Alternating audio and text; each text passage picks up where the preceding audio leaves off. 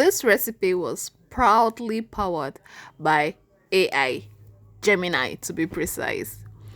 I wanted to make spaghetti stir fry and I had some ground beef in the fridge which had been there for a while and Eneo had been acting up. So I was like, I need to cook this really soon. If not, I'm going to have to trash it.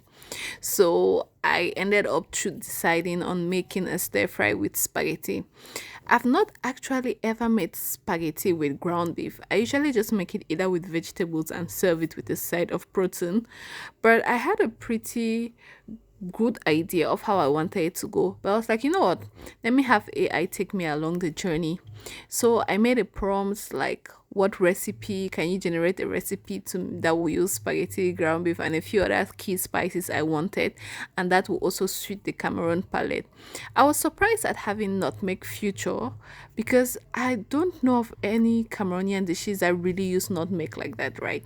Except quote unquote the urban dishes. Like I'll classify spaghetti saute an urban dish because yay, I think it's because of the mixture of cultures that we have spaghetti saute, that is spaghetti stir fry, one of like the core dishes we eat. Anyway, back to AI.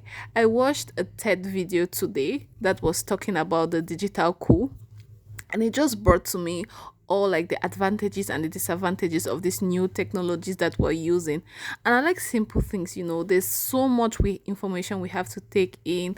So sometimes, a lot of times, I just like to think of the simplest, most practical thing I can do in the now, which is good.